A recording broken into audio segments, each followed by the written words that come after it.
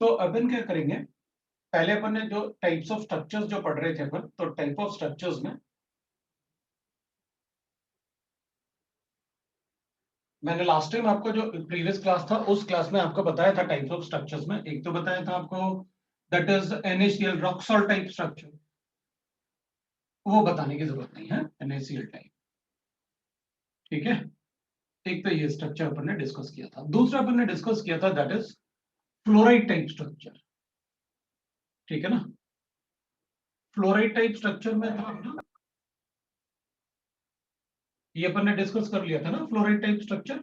और एक zinc blende भी किया था अपन ने, ये तो थर्ड था। एक अपन ने जिंक ब्लेंड टाइप स्ट्रक्चर भी, सेकंड वाला जो था अपना, ये तो थर्ड वाला था। अपन ने एक सेकंड वाला भी डिस्कस किया था, that is zinc blende type structure. अपन ने जिंक ब्लेंड टाइप स्ट्रक्चर भी किया था, बिल्कुल। सो ZNS स्ट्रक्चर भी अपन ने किया था, और थर्ड अपन ने ये किया था। ठीक है, फ्लोराइड वाला किया था ना अपन ने? नहीं किया था, फ्लोराइड वाला कंप्लीट नहीं हुआ था भाई। कुछ बच्चे बोल रहे हैं कि नहीं, ZNS तक ही किया। अच्छा ZNS तक ही किया, तो ठीक है, थर्ड वाला अपन डिस्कस कर लेते हैं, कोई बात नहीं। तो थर्ड वाला अपन डिस्कस कर लेते हैं, ठीक है। फिर अपन काफी सारे डाउट्स फिर इससे भी कर सकते, इसके भी मैं आपको होमवर्क दे सकता हूँ फिर उसके बाद, क्योंकि आज अपन न्यूमेरिकल में काफी सारा पार्ट कंप्लीट कर देंगे इसका। तो अपन फ्लोराइड टाइप वाले से आगे शुरू करते हैं कि what is fluoride type structure. अपन कहेंगे भाई देखो, एक होता है फ्लोराइड टाइप स्ट्रक्चर, और फ्लोराइड टाइप स्ट्रक्चर में अपन कैल्शियम फ्लोराइड से, तो मोस्ट ऑफ द स्ट्रक्चर्स जो अपन पढ़ते हैं ना, they forms FCC unit cell, so it forms FCC arrangements. ठीक है ना, it forms FCC arrangement of atoms. अब अपन कहेंगे इन विच, तो इसमें भी FCC अरेंजमेंट में जो CaF2 टाइप होगा, तो अपन इसको कैल्शियम फ्लोराइड से ही याद रखते हैं। इसलिए मैं जैसे रॉक सॉल्ट टाइप NaCl से याद रखेंगे, कैल्शियम फ्लोराइड से फ्लोराइड टाइप, और जिंक सल्फेट से जिंक ब्लेंड को याद रखेंगे। तो अपन कहेंगे ठीक है भाई, कैल्शियम फ्लोराइड में अपन कहेंगे इसमें first point that is calcium forms FCC unit cell, and F minus ion occupies all the tetrahedral bonds. So इसमें F नेगेटिव आइन जो होगा, occupied all the tetrahedral bonds. ठीक है, all the tetrahedral bonds वो occupy करेगा। ठीक है, तो फिर we'll say that F negative ion occupies all the tetrahedral bonds. बना लेते हैं एक, और उसमें चेक कर लेते हैं कि भाई कैसे आप बता रहे हो। तो अपन अगर चेक करेंगे तो जो अपन को यूनिट सेल पता है वो अपन ऐसे कर लेते हैं। ये अपने पास यूनिट सेल सपोज करते हैं गिवन है अपन को, ये यूनिट सेल अपन को गिवन है सपोज करते हैं। तो इस यूनिट सेल में अपन को अच्छे से पता है कि आप कैल्शियम कहाँ रखने वाले हैं। ये कैल्शियम के पोजीशंस हैं। एक तो FCC बनाना है अगर कैल्शियम से, तो अपन को कैल्शियम को कॉर्नर पे रखना पड़ेगा, और कैल्शियम को अपन को फेस सेंटर पे भी रखना पड़ेगा, सारे के सारे फेस सेंटर्स पे भी। अब ये फ्रंट वाला फेस का कैल्शियम है, और ये बैक वाले फेस का कैल्शियम अपन यहाँ रख लेते हैं। ये कैल्शियम हो गया, तो ये बैक वाला फेस है, ये फ्रंट वाला फेस है। तो ये तो कैल्शियम आइंस हो गए। अब अपन बात कर लेते हैं कि भाई फ्लोराइड आप कहाँ रखोगे। तो अपन कहेंगे देखो फ्लोराइड ना, tetrahedral void, one tetrahedral void is present near each corners. ठीक है भाई, तो एक इधर होगा, एक इधर होगा, एक फ्लोराइड इधर होगा, और एक इस कॉर्नर के पास होगा। तो ये सभी कॉर्नर के पास, ये इसका हो गया, ये इस कॉर्नर के पास, ये इस कॉर्नर के पास, ये इस कॉर्नर के पास। सिमिलरली इस कॉर्नर के पास ये हो जाएगा, तो अपन लिखेंगे इसके पास ये हो गया, इसके पास ये हो गया, और इसके पास अपन ये लिखेंगे। तो ये चार हो गए ये कॉर्नर के पास, तो टेट्राहेड्रल वॉइड्स में होंगे ये। So fluoride in the tetrahedral voids, we know that ये वाला जो होगा वो टेट्राहेड्रल वॉइड्स होगा, ये टेट्राहेड्रल वॉइड्स हो गया। अब मेरे ख्याल से अपन सबको पता है टेट्राहेड्रल वॉइड्स कितने होते हैं, Z इफेक्टिव के डबल होते हैं, और वो आपने लिखा हुआ है। इसलिए आपने लिखा हुआ है बिकॉज कैल्शियम ना, अगर अपन चेक करेंगे तो मॉलिक्यूलर फॉर्मूला अपने पास क्या आएगा, तो इसमें 4 कैल्शियम है, Ca4F8 ये आएगा। एंड एम्पेरिकल फॉर्मूला अपन ने लिखा हुआ है, the empirical formula is CaF2, मतलब जितना कैल्शियम होगा उसका डबल फ्लोराइड आयन होना चाहिए, बिकॉज एफसीसी बनाऊंगा तो Z इफेक्टिव विल बी 4 और टेट्राहेड्रल वॉइड्स में इट विल बी 8। अब अगर अपन बात करेंगे एज लेंथ की, तो अगर हम एज लेंथ की बात करें तो ठीक है, अपन एज लेंथ को ऐसे बता सकते हैं। वैसे तो अपन को एज लेंथ कैलकुलेट करना चाहिए यहां से लेके यहां तक, तो एज लेंथ विल बी, मैं कहूंगा कि भाई फेज डायगोनल से कर लूंगा मैं, बिकॉज फेज डायगोनल जो होगा वो तीनों कैल्शियम जो होंगे वो आपस में टच करते होंगे। So from the phase diagonal, तो अपन अगर फेज डायगोनल की बात करेंगे तो अपन सबको पता है फेज डायगोनल होता है √2a and that is equal to how much, वो 4 कैल्शियम आयन होगा, 4R that is positive, that is of calcium ion, ये अपन को पता है। तो A will be equal to, we know that, therefore A will be equal to that is 4R by 4R जो होगा वो कैल्शियम होगा, मतलब मैं कैटाइन लिख देता हूं ऐसे, तो अपन को पता है कैटाइन उसमें कैल्शियम है, और डिवाइड बाय √2 लिख लेता हूं, that is the edge length which is present. अब इसमें एक और पार्ट हो सकता है एज लेंथ के लिए, और I can write that if, अगर मुझे R पॉजिटिव गिवन है एंड R नेगेटिव गिवन है, that is the distance between, if distance between the cation and A9 is given, if R positive plus R negative is given, है ना, अगर ये given है तब भी मैं बता सकता हूं एज लेंथ, बिकॉज फ्लोराइड जो होगा वो टेट्राहेड्रल वॉइड के सेंटर में प्रेजेंट होगा, because fluoride is present in the tetrahedral void, और कैल्शियम कॉर्नर पे है, और अपन सबको पता है कि कॉर्नर से लेकर टेट्राहेड्रल वॉइड के सेंटर तक का कितना डिस्टेंस होता है। भाई टेट्राहेड्रल वॉइड जो होता है वो फेस डायगोनल, वो बॉडी डायगोनल पे प्रेजेंट होता है। हम सबको पता है कि एक बॉडी डायगोनल अगर अपन बनाएंगे तो उस बॉडी डायगोनल पे 2 टेट्राहेड्रल वॉइड होंगे, जो इस कॉर्नर के पास और इस कॉर्नर के पास वाला होगा, और एक ऑक्टाहेड्रल वॉइड होगा जो सेंटर में प्रेजेंट होता है। कॉर्नर से लेके सेंटर तक का डिस्टेंस होता है √3a/2, और कॉर्नर से लेके टेट्राहेड्रल वॉइड तक का डिफरेंस होता है, डिस्टेंस होता है √3a/4। Then we can write that, तब उस केस में अपन इसे लिख लेंगे, then we can write that अगर मुझे ये डिस्टेंस गिवन है, then I can write like this, R positive plus R negative, मतलब कैटाइन के सेंटर से लेके एनाइन के सेंटर तक का डिस्टेंस will be √3a/4 लिख लेंगे। ये अगर अपन को गिवन है टोटल डिस्टेंस तो अपन बता सकते हैं ऐसे, या रिवर्स भी हो सकता है, अपन को पूछेंगे बताओ एक कैटाइन से एनाइन का मिनिमम डिस्टेंस कितना होगा, बता सकते हैं। अब अपन बात करेंगे कोऑर्डिनेशन नंबर की, तो अगर अपन बात करेंगे कोऑर्डिनेशन नंबर की, तो कोऑर्डिनेशन नंबर में बताओ भाई फ्लोरीन का कोऑर्डिनेशन नंबर कितना होगा और कैल्शियम का कितना होगा। फ्लोरीन का 4, फ्लोरीन तो टेट्राहेड्रल वॉइड में बिल्कुल 4 होगा। Coordination number of F negative is 4, it is present in the tetrahedral void. Calcium बताओ,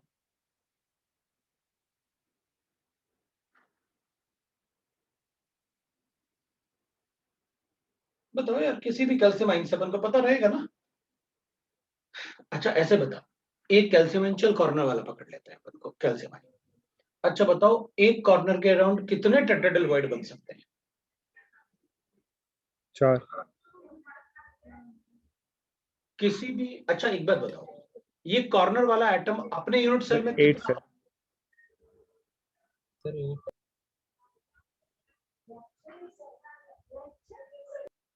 8 वॉइड्स, ठीक है, सही है, आंसर सही है तुम्हारा।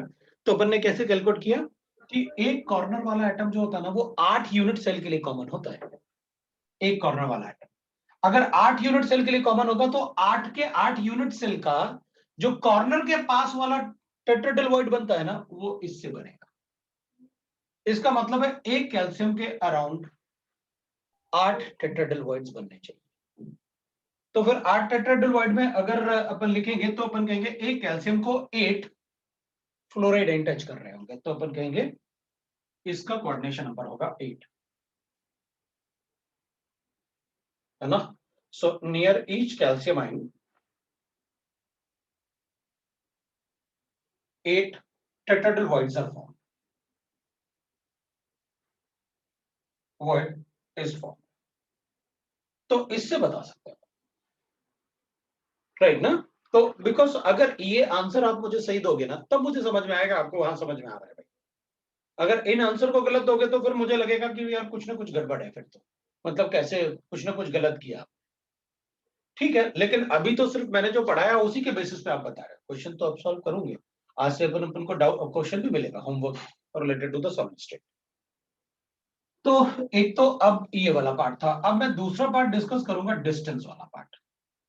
ये edge length molecular formula empirical formula भी ना होता है। अब अपन डिस्टेंस की बात करते हैं। अब मैं डिस्टेंस में कोई भी मतलब पार्ट पूछ सकता हूं, क्योंकि आपको nearest next to next nearest distance between any atom में आपसे पूछ सकता हूं। मैं यहां पर एक पॉइंट लिखूंगा डिस्टेंस के लिए, that is distance between the two nearest atoms ions, the two nearest ions neighbours.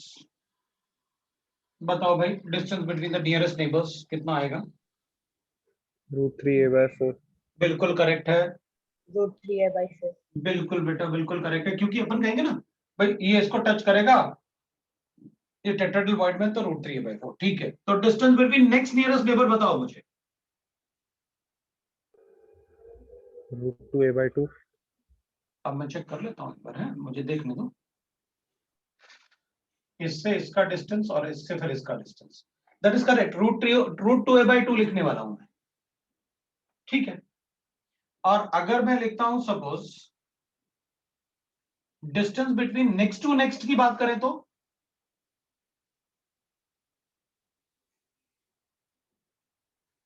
अब मैंने नेक्स्ट टू नेक्स्ट की बात भी की एक बार, अब क्या करें?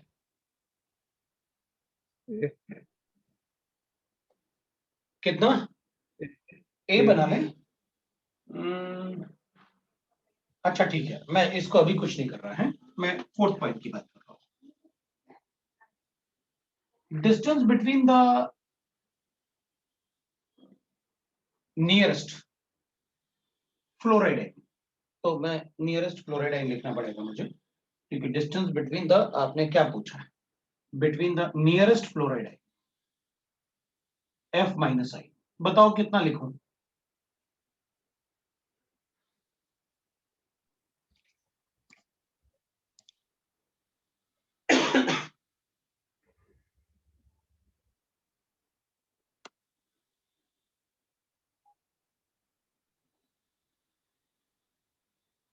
भाई एक बात तो पक्का है कि इन दोनों में जितना डिस्टेंस है उतना ही डिस्टेंस इन दोनों में भी होगा, क्योंकि वो टेट्राहेड्रल वॉइड्स में प्रेजेंट है।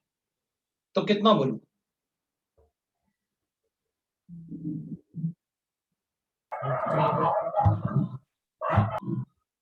कौन है भाई,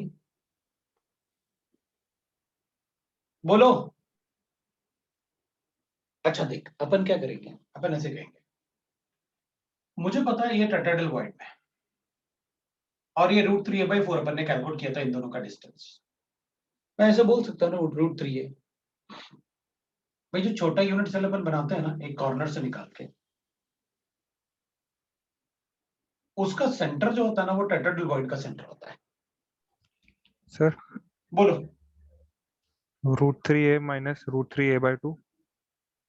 और √3a - √3a/2, अब तो मतलब कुछ कुछ ऐसे कैलकुलेट कर दिया, क्योंकि वो आंसर एग्जैक्ट नहीं बताया, इसलिए वेट करते हैं अपन, देख लेंगे कोई प्रॉब्लम नहीं।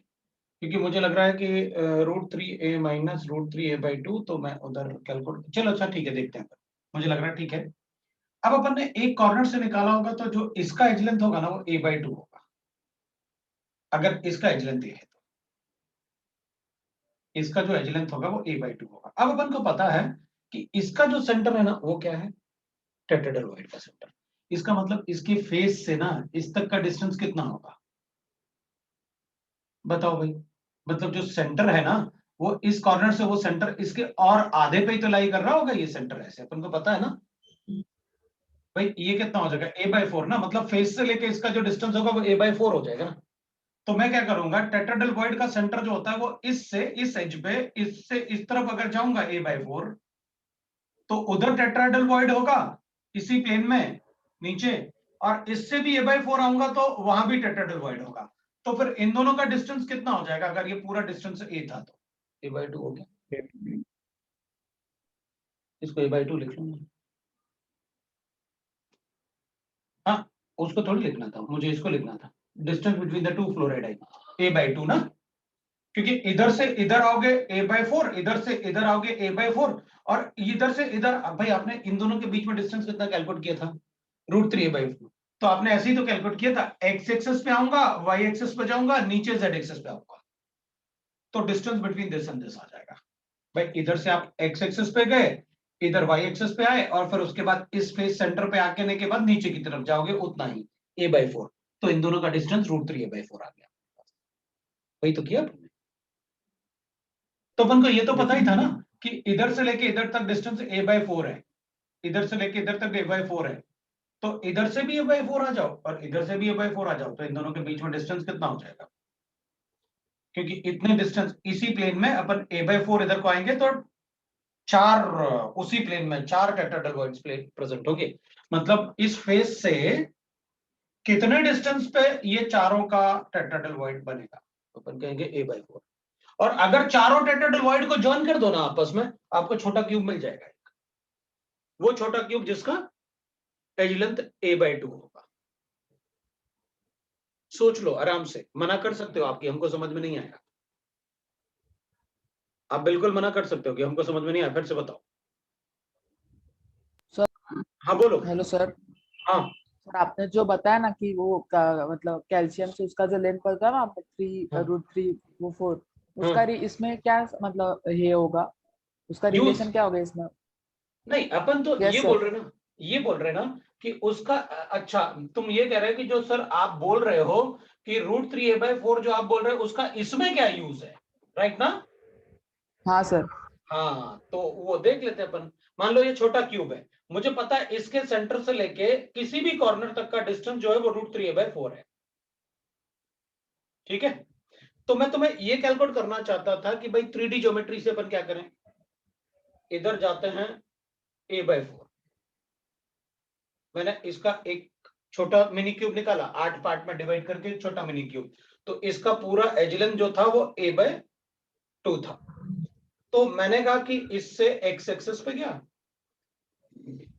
वाई एक्सिस पे आया, और फिर नीचे जेड एक्सिस पे गया, तो मुझे क्या मिल गया? इसके कोऑर्डिनेट मिल गए एक्स वाई जेड। तो इन दोनों के बीच में डिस्टेंस कैलकुलेट कर लूंगा ना, तो ये कितना A/4, ये कितना A/4, और ये कितना A/4, तो मुझे √3A/4 मिल गया। अब मेरा मतलब ये था कि अगर अपन को ये पता है कि ये √3A/4 है, तो ये अपन को पता था कि ये जो सेंटर है ना वो कहां लाई करता है, किस प्लेन में लाई करता है, तो अपन कहेंगे इस वाले एज से इस तरफ आप कितना चले जाओ, A/4, उसी प्लेन में आपका F रखा हुआ है, क्योंकि उसी प्लेन में आपका Z है, वो टेट्राहेड्रल का सेंटर। तो अपन ने कहा अच्छा, तो इस फेस से A/4 डिस्टेंस पे इधर है अपना एक टेट्राहेड्रल, तो अपन इस फेस से A/4 इधर को आ जाओ और इस फेस से A/4 इधर को आ जाओ, तो टेट्राहेड्रल आ गया उस प्लेन में जिस अपन A/4 आए, तो फिर उन दोनों के बीच में कितना डिस्टेंस होगा? A/2। समझ में आया? Yes sir. ठीक है, तो वो ये चीज की अपन को ये तो पता है कि ये √3A/2 है। कैलकुलेट कैसे किया? तो अपन ने वो कैलकुलेट कर लिया कि भैया जहां वो पोजीशन है ना उसकी, वो इस प्लेन से A/4 डिस्टेंस पे वही टेट्राहेड्रल का प्लेन लाई करता है, सेंटर लाई करता है उसमें, तो इसलिए मैंने उसका एग्जांपल लिया था। ठीक है ना? अब अपन बात करते हैं, अब देखना 2 फ्लोराइड अपन ने चेक कर लिया। अब मैं चाहता था, अपन ने कहा था नेक्स्ट टू नेक्स्ट की बात करनी है अपन को, तो अपन कहेंगे ठीक है भाई, अपन नेक्स्ट टू नेक्स्ट की बात करते हैं, ठीक है? अब उसमें ही मैं आपको पूछता हूं कि भाई कौन सा, अपन ने जो कैलकुलेट किया ना नियरेस्ट नेबर्स, वो तो अपन ने ये बताया, इससे कैलकुलेट कर लेते हैं। अपन ने नियरेस्ट नेबर ये बताया, नेक्स्ट नियरेस्ट अपन ने ये बताया। अब नेक्स्ट टू नेक्स्ट मेरे पास दो चॉइस है, नेक्स्ट टू नेक्स्ट में मेरे पास दो चॉइस है, एक तो मैं इसको बताऊं या फिर मैं इसका इससे बताऊं, या इससे इससे एक ही बात है, टेट्राहेड्रल। भाई इसके पास वाला टेट्राहेड्रल तो मैं बता चुका हूं, तो इससे लेके ये वाला फ्लोरीन हो या ये वाला फ्लोरीन हो या ये वाला फ्लोरीन हो, वो सब एक ही डिस्टेंस पे लाई कर रहे हैं। तो अपन क्या करते हैं, कि अब अपन इससे ये वाला डिस्टेंस बड़ा होगा या इससे ये वाला डिस्टेंस बड़ा होगा, क्योंकि अगर ये वाला डिस्टेंस तो a है, अपन को पता है। एक बार ये वाला डिस्टेंस कैलकुलेट कर लेते हैं। अगर ये वाला डिस्टेंस अपने लिए, अगर ये वाला डिस्टेंस छोटा आया तो अपन को वही बताना पड़ेगा, दैट विल बी द, क्या आएगा अपने पास, फिर नेक्स्ट टू नेक्स्ट हो सकता है। तो मैं एक बार मतलब 3a/4 ना, 3a/4 मेरे ख्याल से मुश्किल ही होगा वो, एक बार चेक कर लेता हूँ, है क्योंकि अपन को राइट एंगल ट्राइंगल जैसे भी सोचना पड़ेगा। तो अपन एक बार root 10a/4 root 10a/4 a/4 एक बार चेक करना, रूट 10 आ रहा है या रूट 11 आ रहा है, एक बार चेक कर लो, क्योंकि मैंने अभी मतलब उसको चेक कर लेना है अपन को, क्योंकि अपन को ये पता है ना कि मतलब ये जो छोटा यूनिट सेल था ना, है ना, तो इसका सेंटर जो था, इसका जो सेंटर था वो एक ये लेना है अपन को, और एक यहां पर ये लेना है अपन को। ये ए हो गया, ये बी हो गया, और ये पॉइंट इसका जो सेंटर होगा ना वो सी हो गया अपने लिए। तो अपन को ना ये वाला डिस्टेंस पता है, ये वाला इधर से इधर तक। अब अपन को कैलकुलेट करना है ये वाला डिस्टेंस कितना होगा, क्योंकि ये डिस्टेंस अपन को गिवन है कितना है। तो अपन कहेंगे ये तो अपन को पता है ए होगा, ये वाला तो है ना, ये वाला डिस्टेंस तो अपन को पता है कि ए होगा। अब अपन चाहते थे कि अगर ये वाला डिस्टेंस ए होगा, ये वाला डिस्टेंस, और ये वाला डिस्टेंस √3a/4 होगा, तो बताओ ये वाला डिस्टेंस कितना होगा, AC कितना होगा वो बताना है अपन को। AC कितना आएगा, तो AC कितना आएगा ये देखना पड़ेगा अपन को। अच्छा दूसरी बात ये अपन क्या, और राइट एंगल, अच्छा अपन इसको ऐसे भी कर सकते हैं राइट एंगल बनाने के लिए, पता अपन क्या करेंगे, इसको एक परपेंडिकुलर ड्रॉ कर देंगे, और ये परपेंडिकुलर में अपन को पता है कि ये जो है ना ये वाला डिस्टेंस अपन को पता है, क्यों, क्योंकि ये तो a/4 होगा, तो ये हो जाएगा 3a/4। तो ये अपन को पता है, मतलब ये अपन को पता है 3a/4, और ये डिस्टेंस अपन को पता है कितना होगा। ये परपेंडिकुलर हो गया अपने लिए, या फिर अपन ऐसे बना लेंगे, और ये अपन को कैलकुलेट करना है, तो कितना होना चाहिए।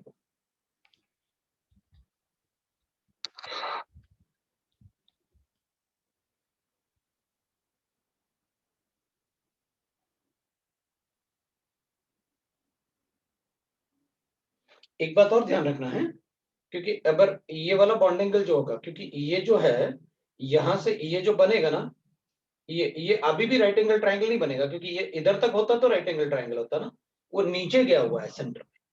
तो अपन चाहें तो इस फेस से उस फेस में भी राइट एंगल बना सकते हैं ऐसे, और फिर इधर की तरफ आ सकते हैं, वो राइट एंगल हो जाएगा अगर आप इसका फेस सेंटर लेंगे।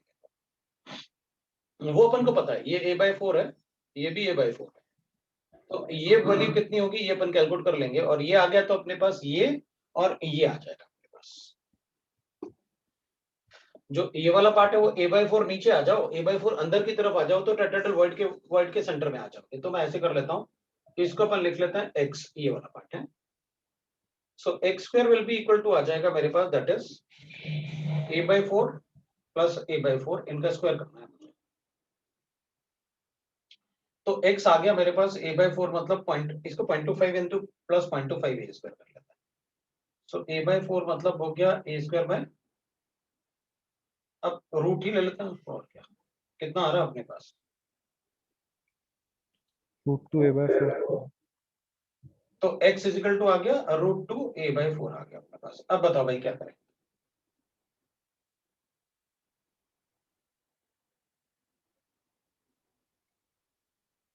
अब ये x आ गया अपने पास, अब x आ गया और ये भी है, तो अपन ये कैलकुलेट कर लेते हैं। ये अपने पास आ रहा है कितना, AC square will be equal to 3a² plus √2a/4 इसका स्क्वायर। अब बताओ कितना आया अपने पास, सर √11a/4 √11a/4 आया। √11a/4 ये अपना आंसर है। अब समझ में आया ना मैंने क्या किया। अपन ये नहीं कह सकते थे कि ये डायरेक्टली अपन बता देंगे 1/4, अपन नहीं बोल सकते थे ये डायरेक्टली 1/4, क्योंकि ये तो ऐसे था ना, जैसे अपन कहेंगे देख ये ऐसे एज है, जबकि ये एज इससे बिल्कुल परफेक्ट इसी प्लेन में थोड़ी था। ये एज तो थोड़ा, ये वाला एज जो है ना वो इस एज से थोड़ा ऐसे था ना, क्योंकि वो टेट्राहेड्रल में आएगा ना, ये वाला जो एज आएगा वो टेट्राहेड्रल में आएगा। और इसका 90 डिग्री अगर अपन बनाएंगे ना इसके साथ, तो वो सीधा इस टेट्राहेड्रल के साथ 90 डिग्री थोड़ी बनेगा, वो नीचे को तो है ना थोड़ा सा, तो अपन नहीं बोल सकते थे वो 90 डिग्री ही है, क्योंकि वो तो नीचे थोड़ा प्लेस होगा ना। It will be like this, ऐसे था ना भाई, इधर ये ऐसे है, ये एज है, और इधर कॉर्नर से अपन ऐसे ऐसे डिस्टेंस कैलकुलेट कर रहे थे अपन, मतलब इसी प्लेन में थोड़ी डिस्टेंस कैलकुलेट कर रहे थे अपन, थोड़ा इधर बाहर की तरफ था ये। अगर ये बाहर की तरफ होगा ना ऐसे, तो अगर बाहर की तरफ होगा तो अपन कैलकुलेट नहीं कर पाएंगे, फिर कैलकुलेट करना मुश्किल होगा।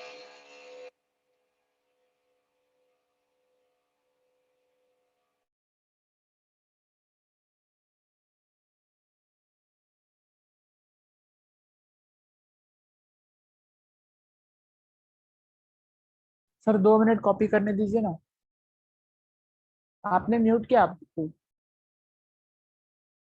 मैंने वो आवाज आ रही थी ना इसलिए म्यूट किया, किसी को मना भी नहीं कर सकते ना, कभी भी शुरू हो जाता है।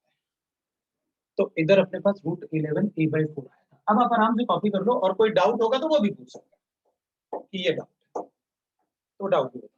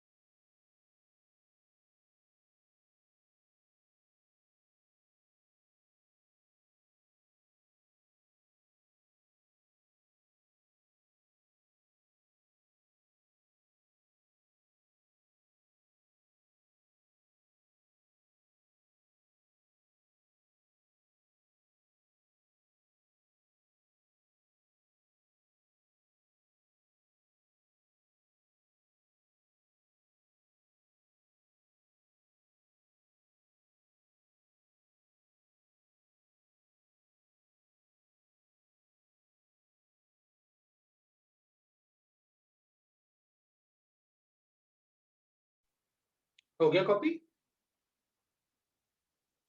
और किसी को डाउट होगा तो वो पूछ भी लेगा।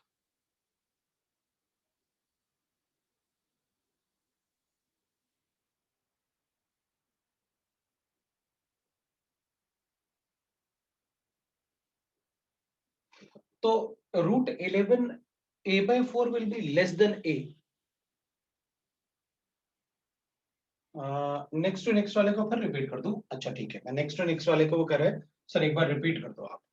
ठीक है, मैं ना वो डिस्टेंस को रिपीट करता हूं बस है। अच्छा देखना, अभी अपन ने क्यूब बना रखा था, पता है अपन को क्या डिस्टेंस लेना था? देख, अपन को क्यूब पता है कैसे बना रहे थे आप। मुझे कैल्शियम से मतलब एक पॉइंट से ऐसे एक पॉइंट बनाना था, जो डिस्टेंस मेरे पास था वो 3a/4 था। मतलब अपन कॉर्नर तक नहीं जा रहे कैल्शियम से कैल्शियम तक, ये कैल्शियम था, तो अपन इसको ना ABC ऐसे ले लेंगे अपन है। ये A था और यहां पर मैंने B ले लिया। अब जो अपन C पॉइंट ले रहे थे ना, ये वाला पॉइंट, ये C पॉइंट बाहर था एक्चुअली।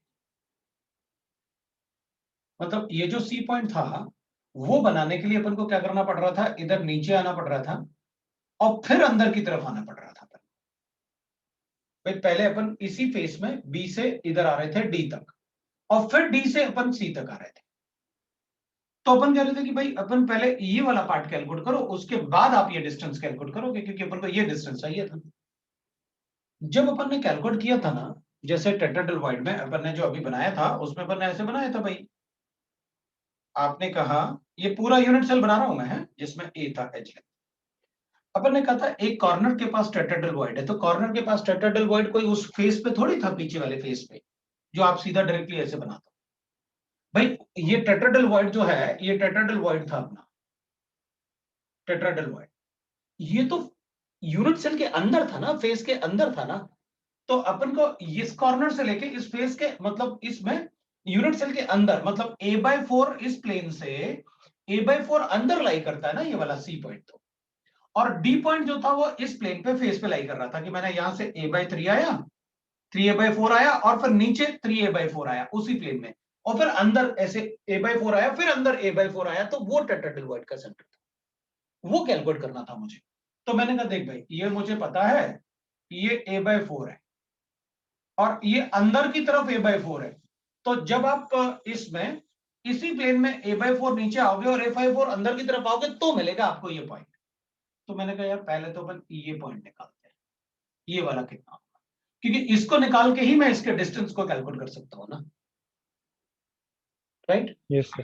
उसको कैसे निकालें, तो ये अपन ने x मान लिया था वहां पर कि वो अपन x मान लेते हैं ये वाला पॉइंट। तो अपन ने क्या किया, BC² ले लिया, this is x to us.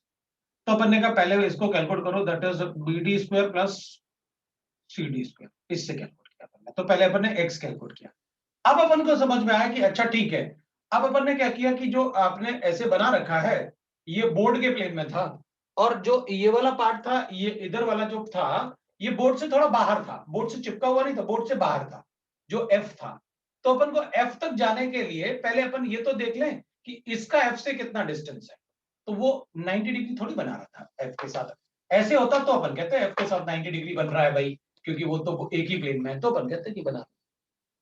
तो अपन ने पहले x कैलकुलेट किया। x कैसे कैलकुलेट किया, तो अपन ने कहा भाई ये दोनों मुझे पता है, ये मैं कैलकुलेट कर लेता हूं। अपने पास आया √2 x आया अपने पास √2 a/4। फिर अब जब अपने पास x का वैल्यू आ गया तो फिर अपन ने कहा मुझे ये वाला पार्ट तो पता है, अब AC कैलकुलेट कर सकता हूं। तो अपन ने AC कैलकुलेट किया, और AC कैलकुलेट करने के लिए अपन ने क्या किया, पहले अपन ने ये कैलकुलेट कर लिया कि भाई ये कितना, इस पॉइंट से इस पॉइंट तक का डिस्टेंस, मतलब इस पॉइंट को अपन ने B ले लिया और उस पॉइंट से अंदर मतलब टेट्राहेड्रल वॉइड का डिस्टेंस कितना है वो अपन ने कैलकुलेट कर लिया।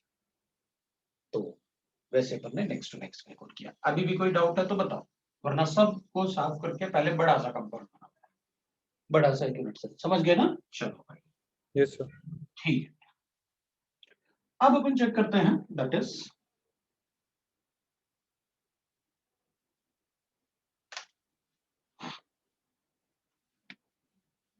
अच्छा। और तुम लोगों का थर्मो खत्म हो गया क्या, थर्मो केमिस्ट्री? सर थर्मो का तो एक लेक्चर हुआ, उसके बाद लेक्चर ही नहीं हुआ। ठीक है, तो एक्चुअली मैं नेक्स्ट वीक में किसी बैच में मतलब थर्मो पढ़ाने वाला हूं, तो इसलिए पूछा। उसमें जो बच्चे बी फेज वाले मेरे भी थे ना, उनका थर्मो नहीं हुआ था, तो मैं उनको बी फेज में बुलाऊंगा थर्मो के लिए। तो वो लेकिन और स्लोली ही पढ़ाऊंगा क्योंकि रिपीटर्स बैच है, तो वो लोगों ने कहा कि सर आप दूसरे बैचेस को भी ले सकते हो हमारे साथ। तो मैं अभी प्रशांत से बात करूंगा, प्रशांत जी से जो टाइम टेबल बनाते हैं, अगर पॉसिबल है तो अपन अपने बैच को भी रख लेंगे। वैसे तुम लोगों का क्लास तो मॉर्निंग ही होगा ना, मॉर्निंग होता है तब तो चल जाएगा, मेरे ख्याल से इवनिंग में होंगी वो क्लासेस। तो इवनिंग में अगर किसी को थर्मो अटेंड करना है, उसके बाद आयनिक भी पढ़ाऊंगा मैं उसमें, थर्मो के बाद। सर बोलो। इवनिंग में आशीष सर का भी रोज हर 7:30 to 8:30 क्लास रहता है कंपलसरी। लेकिन मेरा क्लास 7:30 के बाद कभी नहीं होता, मेरा क्लास 7:30 के बाद शायद रेयरली होता है। तो अगर जरूरत पड़े तो अपन 6:30 to 7:30 अपन देखते हैं क्या है, अपन देख लेंगे। अगर हो सकता है तो कर लेना, वरना उस पार्ट को मिस कर देंगे। Yes sir. चलेगा। चलेगा ना? और तुम क्लास भी अटेंड करोगे ना, तो बाकी जो फिजिकल पार्ट अपन 12th में पढ़ेंगे ना, उससे अपन को फायदा होगा।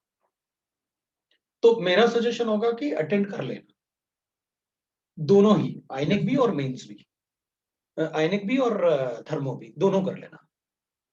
हाँ, रिवीजन से मतलब नहीं, अगर कोई टॉपिक पढ़ा रहा हूं तो तुम आ सकते हो, चाहे वो कोई भी हो। अरे कोई ये थोड़ी है कि तुम लोगों के साथ की मतलब नहीं मैं तुमने एक बार पढ़ लिया तो नहीं पढ़ सकते। अरे भाई रिजल्ट बनाना है अपन को, रिजल्ट बनाना है तो किसी बैच में जिसमें चल रहा है अपन उसमें अटेंड करेंगे। सो ऐसा कुछ भी नहीं है कि मैं रिवीजन भी आ सकता हूँ, मेरा हो गया, जिसका हो गया, जिसको आना है वो भी आ सकता है, कोई प्रॉब्लम नहीं। सर चलो मतलब थर्मो का क्लास सुबह और आयनिक का शाम को रहेगा क्या? नहीं, दोनों ही क्लासेस शाम को ही रहेंगे,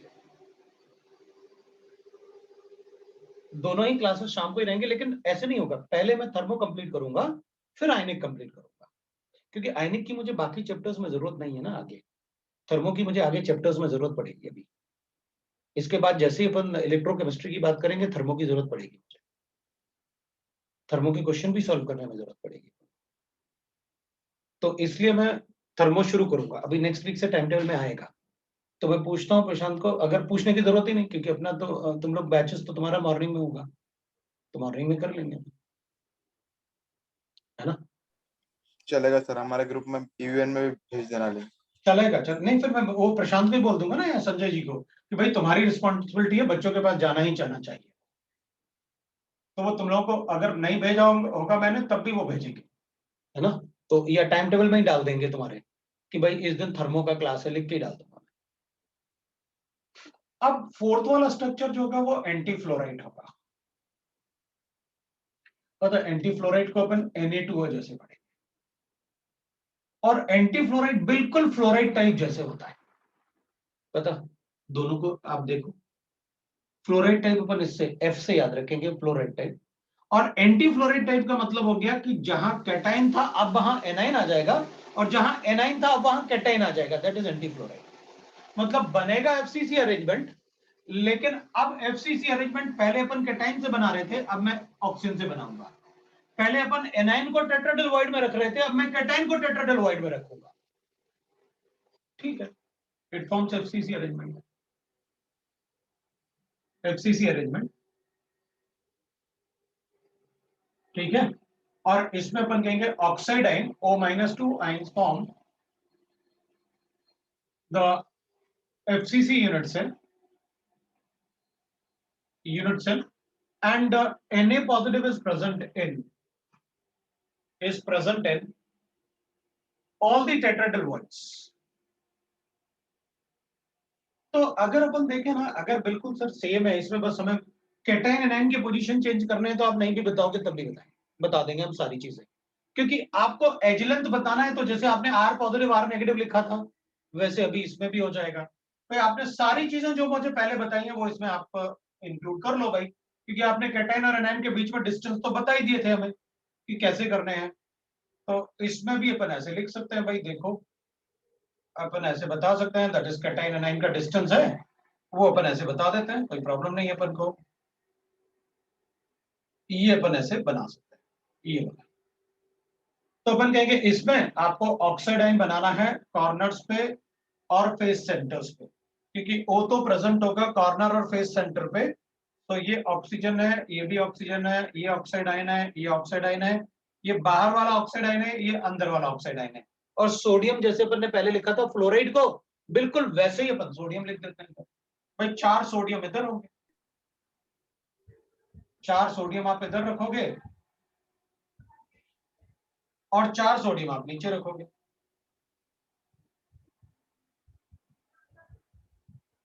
चार सोडियम आप नीचे रखोगे, तो ये 4 जैसे अपन ने पहले लिखा था, कॉर्नर मतलब ऑक्साइड और इसमें डिस्टेंस √3a/4, बिल्कुल सेम कैलकुलेशंस होगा। So all the distance calculations will be similar to that of fluoride. Only अपन ने क्या किया है कि भाई पहले अपन ने कैटाइन से बनाया था FCC और एनाइन को रखा हुआ था टेट्राडेल वॉइड में, अब अपन ने उल्टा कर दिया कि एनाइन से बनाया FCC और कैटाइन को रख दिया टेट्राडेल वॉइड में, तो मुझे नहीं लगता अपन को कोई डाउट होगा। तो बिल्कुल सिमिलर कैलकुलेशंस होंगे, जो अपन ने पहले की भी अभी भी वही होंगे, तो ठीक है।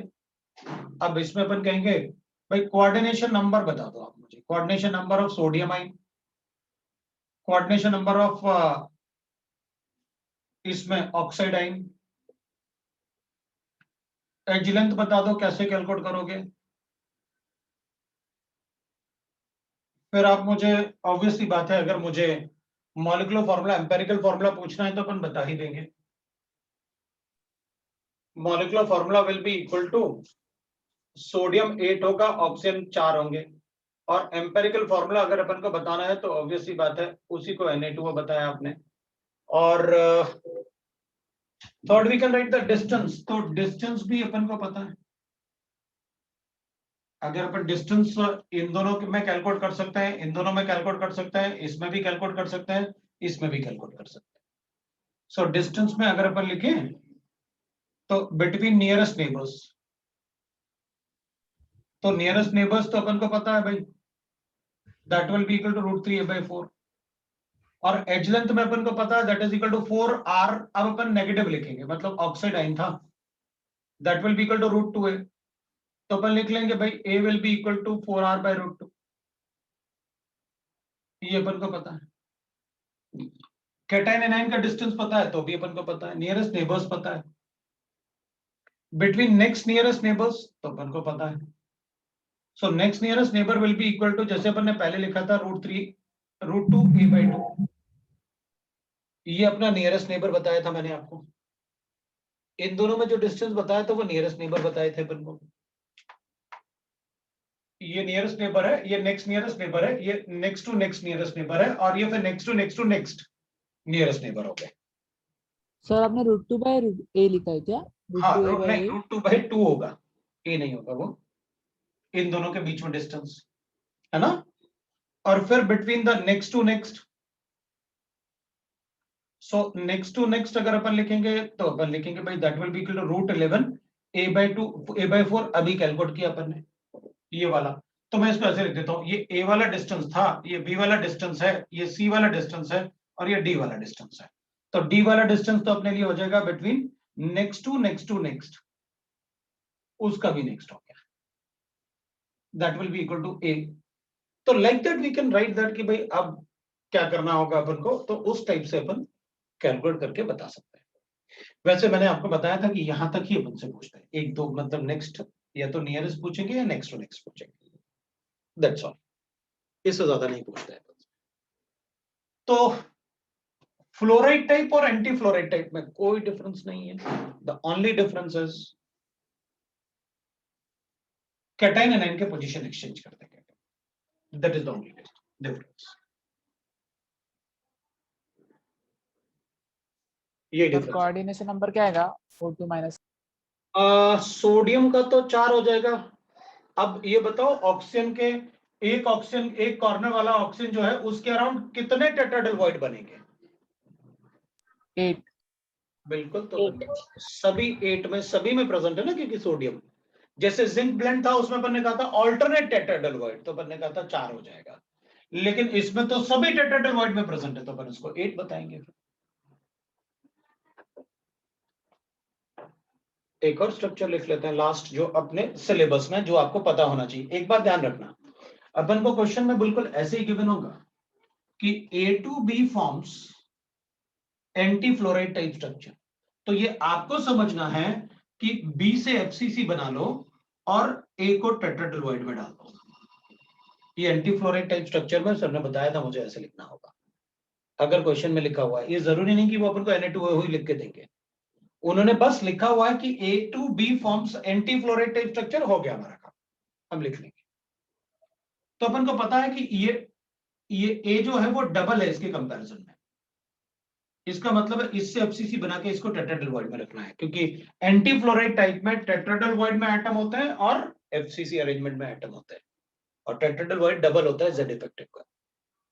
तो अपन को पता है जो डबल होगा वो टेट्राहेड्रल वॉइड में जाएगा, ठीक है। अब एक होता है सीजियम क्लोराइड टाइप। वैसे सीजियम क्लोराइड में CaCl ही लिखते हैं, जनरली अपन लिखते हैं इसमें cesium forms, cesium is present at generally Cl minus sign at the corner,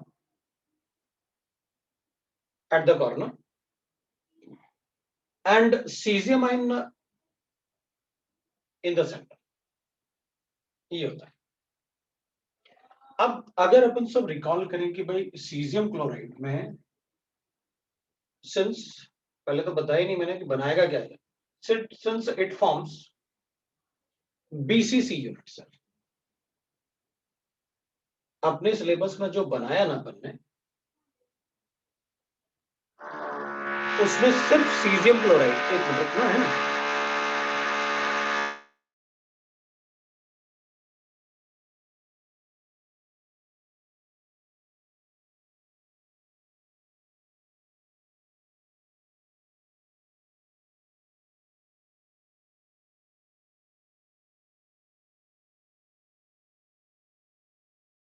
अपने सिलेबस में जितना भी 5 यूनिट सेल है ना, उसमें से सिर्फ सीजियम क्लोराइड है जो बीसीसी बनाएगा, बाकी सब के सब एफसीसी बनाते हैं जो हमारे सिलेबस में। इसमें अपन को सिर्फ नाम लिखेंगे वो कि this compound form anti fluoride, fluoride या लाइक दैट, वो अपन को सिर्फ वो लिखेंगे। वो अपन को अज्यूम करना है कि क्या होगा। अब इसमें तो अपन को पता है भाई, आप एक यूनिट सेल बना लो, बीसीसी कैसे होता है वो तो अपन को पता है।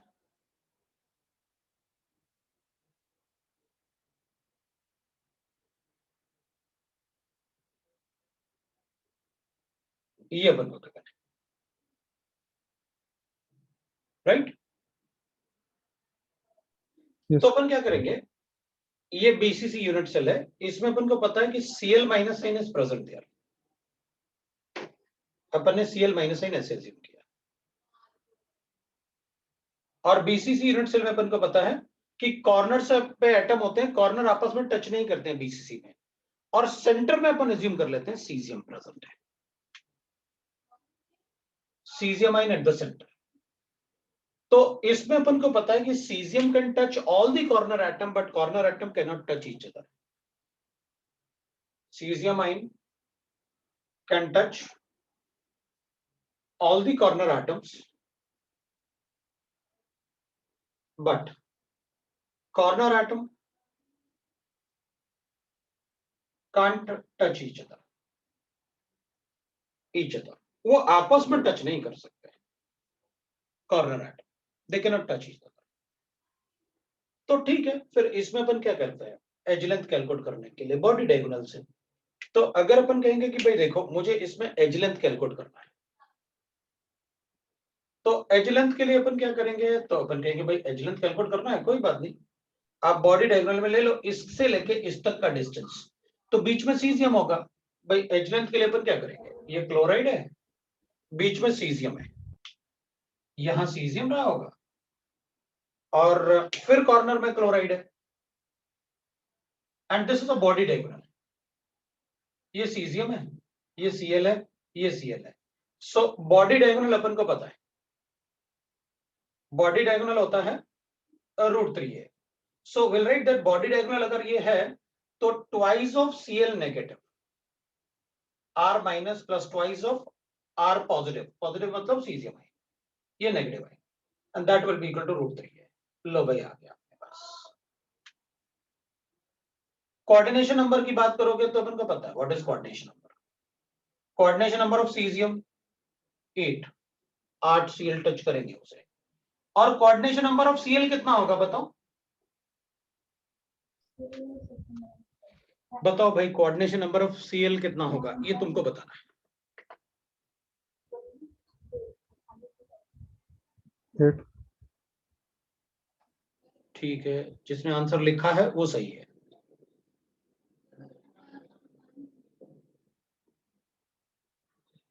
तो अपन कहेंगे ये भी 8।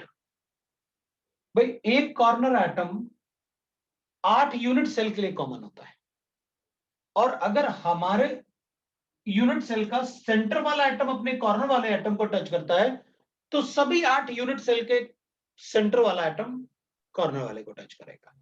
तो Cl का भी कोऑर्डिनेशन नंबर अपन 8 बता। और अपन ये भी बोल सकते हैं कि मैं सीजियम की जगह Cl रख सकता हूं और Cl की जगह सीजियम। भाई अगर जैसे आपने इसका कोऑर्डिनेशन नंबर 8 बताया ना, तो कैसे बताया, 8 यूनिट सेल कंज्यूम करके ना, ऐसे ही 8 यूनिट सेल बनाए ना आपने इस कॉर्नर के अराउंड। तो अगर सभी के सेंटर को ज्वाइन कर दिया जाए तो ये वाला Cl फिर बॉडी सेंटर हो जाएगा ना। भाई सभी के सेंटर को ज्वाइन कर देते हैं, तो एक यूनिट सेल के सेंटर से दूसरे यूनिट सेल के सेंटर तक का डिस्टेंस एज लेंथ के बराबर होगा इसके, क्यूब है ना, Yes, sir. राइट ना। तो अगर अपन ऐसे ही 8 यूनिट सेल ले लें और सबके सेंटर को ज्वाइन कर दे तो नया क्यूब बनेगा, और उसका भी एज लेंथ इसके बराबर होगा, और ये Cl बॉडी सेंटर में रहेगा। मेरे ख्याल से सबको समझ में आया। Yes, sir. ठीक है, फिर अपन इसमें भी बता सकते हैं भाई, अब इसमें नियरेस्ट नेबर और नेक्स्ट नियरेस्ट नेबर तो बड़ा इजी था, थर्ड पॉइंट ये रहता है। इसका नियरेस्ट नेबर की अगर अपन बात करेंगे ना, नेबर्स, तो अपन कहेंगे भाई इसका और इसका डिस्टेंस हो गया √3a/2, नियरेस्ट नेबर तो यही हो जाएगा √3a/2, और नेक्स्ट नियरेस्ट नेबर्स तो अपन कहेंगे भाई एज लेंथ ले लो, उससे कम तो है ही नहीं कुछ। Next nearest neighbours, nearest neighbours that will be equal to a हो जाएगा, ये हो जाएगा भाई। इस टाइप से अपन को क्वेश्चन पूछ सकते हैं। इसमें एटम्स काफी कम है, इसलिए अपन को ज्यादा सोचने के लिए कुछ नहीं। लेकिन पता क्या होता है बॉडी सेंटर, ये सीजियम क्लोराइड वाले स्ट्रक्चर, सीजियम क्लोराइड वाले स्ट्रक्चर में सबसे ज्यादा गलती स्टूडेंट करते हैं। अच्छा, इनमें तो बाकी तो यूनिट सेल तो एफसीसी है, अपन पढ़ते भी एफसीसी को सबसे ज्यादा है, लेकिन गलती सबसे ज्यादा स्टूडेंट करते हैं किसमें, सीजियम क्लोराइड में सबसे ज्यादा गलती, सबसे ज्यादा गलती अपन सीजियम क्लोराइड में करते हैं। पता कहां, डेंसिटी कैलकुलेशन में। इसका फोर्थ पॉइंट लिख रहा हूं, डेंसिटी कैलकुलेशन। एक्चुअली अपन डेंसिटी को क्या लिखते हैं, अपन लिखते हैं Z effective into molecular weight, और फिर अपन कर लेते हैं डिवाइड बाय A³ इनटू लिख लेते हैं अपन Na, ये लिख लेते हैं अपन। अब होता क्या है ना, जैसे अपन सीजियम का मास लेते हैं, तो अपन कहेंगे भाई देखो सीजियम का मास होगा, सीजियम क्लोराइड तो अपन लिखेंगे that will be equal to कितना, इसका मास हो गया 131 और ये 35.5 हो गया क्लोराइड, तो अपन लिखेंगे 5, 6 और 8 और 186.5। तो अपन को मॉलिक्यूलर मास पता है, Z इफेक्टिव कितना ले लें, सर 35.5 है, आपने 55.5 लिखा है। अरे और ऐड भी कर दिया, 35.5 गलत हो गया, ये लो अब 61, 66.5 हो गया। अब बताओ Z इफेक्टिव कितना ले लें, 2, मैंने इसको Z इफेक्टिव ले लिया 2, मैंने लिखा 166.5 डिवाइडेड बाय, मुझे पता है एज लेंथ कैसे कैलकुलेट करते हैं वो मुझे पता है, मैं A³ कर लूंगा और एवोगाड्रो नंबर मुझे आता है। मैंने डेंसिटी कैलकुलेट किया, आंसर गलत। आंसर गलत क्यों भाई, आपने पूरे यूनिट सेल में एक Cl था और एक ही सीजियम था, और आपने 2 क्लोराइड और 2 सीजियम का मास ले लिया। भाई जब सीजियम क्लोराइड लिखेंगे अपन, तो सीजियम क्लोराइड में एक ही Cl तो है और एक ही सीजियम, भाई कॉर्नर से 1/8 इंटू 8 हो गए तो एक क्लोराइड हो गया, और बॉडी सेंटर में एक सीजियम, तो भाई आपके यूनिट सेल में मास तो एक क्लोराइड और एक सीजियम का ही होना चाहिए ना। अपन क्या सोचते हैं, अपन ने 2 कैसे लिखा था, तो अपन ने कहा था इधर भी वही एटम है जो इधर प्रेजेंट है, इसलिए अपन ने Z इफेक्टिव 2 लिखा था। अभी भी 2 है, 2 एटम ही है टोटल नंबर ऑफ एटम, लेकिन यही गलती करके अपना आंसर गलत हो जाता है सीजियम क्लोराइड। मतलब बहुत सारे स्टूडेंट यही गलती कर देते हैं, वो Z इफेक्टिव 2 लेके मॉलिक्यूलर वेट सीजियम क्लोराइड का ले लेंगे। अब एक सीजियम क्लोराइड, एक सीजियम और एक क्लोराइड तो इतना ही होता है, आपने इसको 2 से मल्टीप्लाई करके 2 सीजियम और 2 क्लोराइड का मास ले लिया, तो गलत हो जाता है, और डेंसिटी अपन डबल टिक करके आ जाते हैं। तो अब यूनिट सेल में अगर क्वेश्चन आता है तो अपन इस बात का भी ध्यान रखेंगे, क्योंकि जनरली क्या होता है ना, जैसे अपन ने रॉक सॉल्ट टाइप कहा, तो अपन को पता था NaCl में 4 ये होते हैं, 4 ये होते हैं, तो Z इफेक्टिव अपन क्या लिखते हैं 4 इंटू NaCl का मास, करेक्ट हो जाएगा। ZnS में क्या होता है, 4 ये होते हैं और 4 ये होते हैं, तो अपन ने Z इफेक्टिव 4 लिखा और इसका मॉलिक्यूलर मास लिखा ZnS का, तो करेक्ट हो जाएगा। फ्लोराइड टाइप में क्या होता है भाई, CaF2 है, तो अपन ने इसमें Z इफेक्टिव लिखा सपोज 4, तो इसका 4 हो गए और ये ऑटोमेटिकली डबल हो गए, 8 हो गए, तो उसमें आ गया 4 लेके Z इफेक्टिव, अपना आंसर करेक्ट आ जाएगा, क्योंकि इसका मॉलिक्यूलर मास लिखो 4 से मल्टीप्लाई करोगे तो 8 ये हो गए और 4 ये हो गए, तो करेक्ट आ गया। ऐसे ही एंटी फ्लोराइड टाइप में भी वो होगा, Na2O लिखोगे तो Z इफेक्टिव अगर आप 4 लिखते हो तो 4 ऑक्सीजन हो गए और डबल उसका सोडियम होगा तो 8, क्योंकि सभी टेट्राहेड्रल में सोडियम था, तो करेक्ट हो जाएगा। इसमें ये चीज गलत हो जाएगी। सभी स्टूडेंट इसमें यही गलती करते हैं जो अपन नहीं करने वाले हैं। और अपन को पता रहेगा कि Z इफेक्टिव जब एक क्लोराइड और एक सीजियम है तो अपन ऐसे लिखेंगे, और अगर ज्यादा हुआ ना तो अपन तो सीधा ऐसे लिख लेंगे। कितने क्लोराइड है इसमें? एक। कितने सीजियम है? एक। लो भाई, हो गया। उतना ही एटम के मास तो लेने हैं ना आपको। ये भी डिवाइड बाय Na हो गया, ये भी डिवाइड बाय Na हो गया। लो, एक सीजियम का मास हो गया, एक क्लोराइड का मास हो गया। तो अपन इसको ध्यान रखेंगे कि कितने एटम्स हैं उसमें, वही गलती होती है। अब देखो, ये तो वो यूनिट सेल थे जिनमें अपन को कभी क्वेश्चन में गिवन नहीं होगा कि ये कौन सा स्ट्रक्चर बनाते हैं। ये हमें पहले से पता रहेगा। सीजियम क्लोराइड लिखा है या रुबिडियम क्लोराइड या पोटेशियम क्लोराइड लिखा है, मुझे पता रहेगा कि मुझे सीजियम क्लोराइड जैसे बनाना है। इधर एनाइन या कैटाइन को रखो, अगर इधर कैटाइन को रखा है तो कॉर्नर पे एनाइन को रखो, वाइस वर्सा। तो अपन ऐसे कैलकुलेट करके बता दें। अब कुछ स्ट्रक्चर ऐसे होते हैं जो अपन को क्वेश्चन में ही गिवन होते हैं और उनका अरेंजमेंट लेकिन हमें क्वेश्चन में गिवन होता है। जैसे अपन एक एग्जांपल लेते हैं, मुझे गिवन है, मान लो अदर स्ट्रक्चर लिख देता हूं मैं। ये वो स्ट्रक्चर हैं जो हमें याद नहीं करने हैं लेकिन बनाना आना चाहिए अपन को। अदर स्ट्रक्चर में अपन को ये याद नहीं करने हैं क्योंकि ये अपने सिलेबस में ये जो थे वो मैंने आपको बता दिया अपने सिलेबस वाले। अब कुछ स्ट्रक्चर ऐसे देखते हैं जो अपने सिलेबस में नहीं है लेकिन वो हाइपोथेटिकली बना सकते हैं और उसको अपन को बना के दिखाना पड़ेगा और उसमें अपन को कैलकुलेशन करके दिखाने होंगे, है ना। क्योंकि ये सिंपल पार्ट तो अपन को मैक्सिमम जो अपन ने पढ़ा है ये सब मेंस में तो ठीक है, मेंस तक आ जाएगा अपन को, और एडवांस में भी यही आता है, इससे ज्यादा थोड़ी आ पाएगा। बस वो अपन को थोड़ा सा घुमाएंगे जिसमें अपन शीट से क्वेश्चंस करेंगे। अब अपन क्या करेंगे, अदर स्ट्रक्चर में जैसे पेरोव्स्काइट स्ट्रक्चर काफी पूछते हैं, तो अपन से लिखा उन्हें पेरोव्स्काइट स्ट्रक्चर, ऐसे लिखा। अब इस स्ट्रक्चर में अपन को देंगे वो, so the molecules like the solid like लिख लेता हूं मैं, solid like CaTiO3 BaTiO3 forms this structure। और काफी इंपॉर्टेंट कंपाउंड भी होते हैं क्योंकि मतलब इनका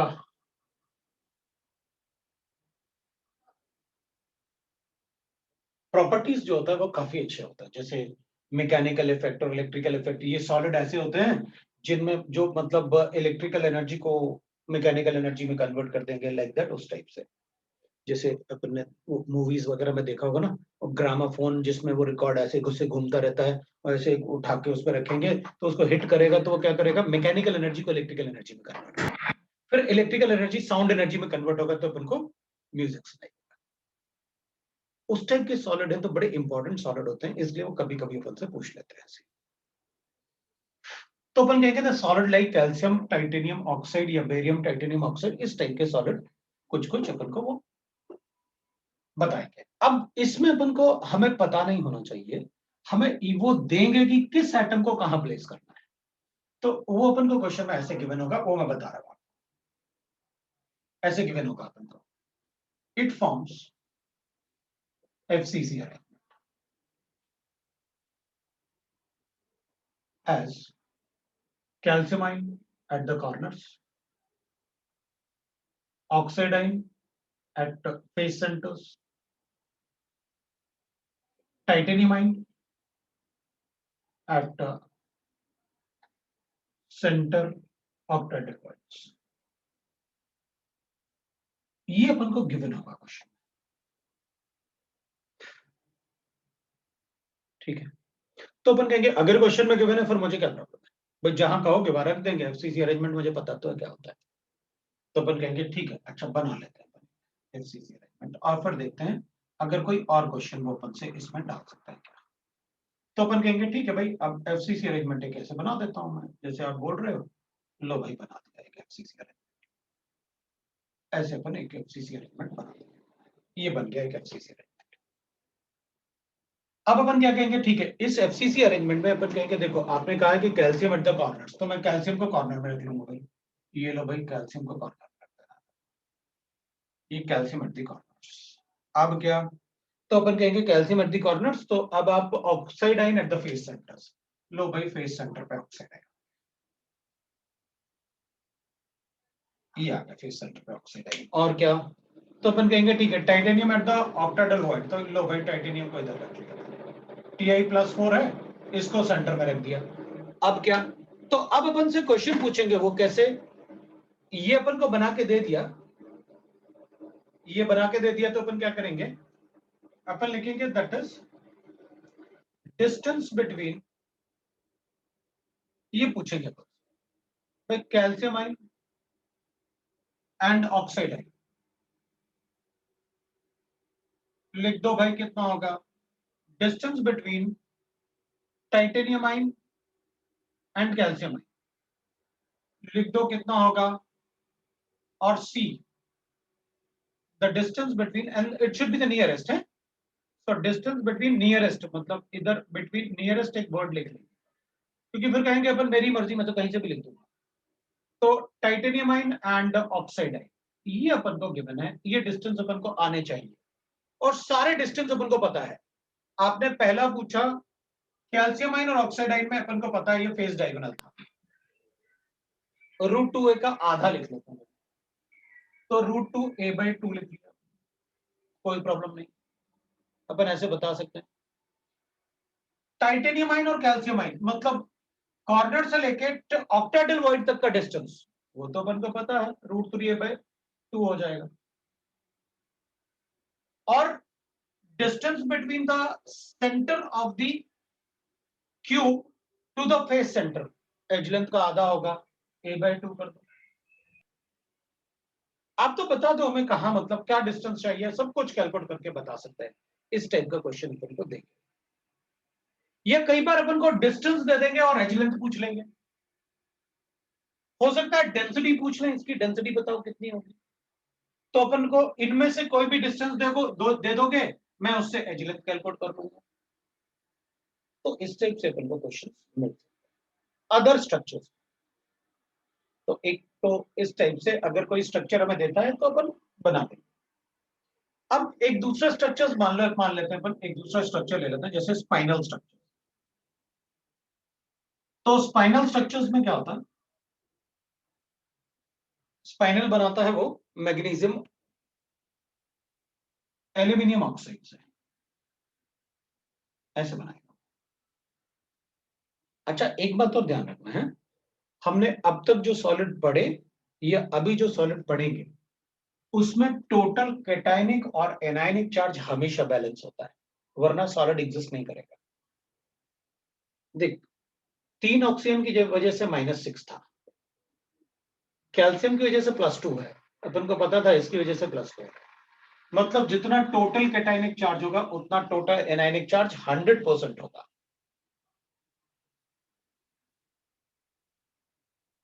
इसलिए इसमें मैं तुमसे एक क्वेश्चन और पूछ सकता हूं, हमें एक बात पता थी कि ऑक्टाहेड्रल वॉइड सेंटर पे भी होता है और एज सेंटर पे भी होता है, इसमें +4 था ना, मैंने +2 लिखा, ये तो गड़बड़ हो गई थी, अच्छा हुआ देख लिया मैंने क्वेश्चन पूछ के, ये +4 है, क्योंकि वो हमेशा बैलेंस होगा। मैं एक क्वेश्चन और पूछ सकता हूं इसमें, कि ये बताओ मेरे पास बहुत सारे पोजीशंस पे ऑक्टाहेड्रल वॉइड्स थे, एज सेंटर पे होता है ना, अपन को पता है, बहुत सारे पोजीशंस पे ऑक्टाहेड्रल वॉइड थे, हमने टाइटेनियम को सेंटर में ही क्यों रखा?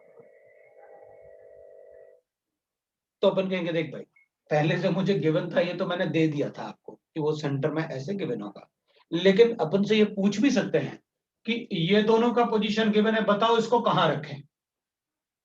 होता ऑक्टाहेड्रल वॉइड में, तो कौन से ऑक्टाहेड्रल वॉइड में रखूं, जो एज पे है उस पे, या फिर जो इधर है उस पे, किस पे रखूं?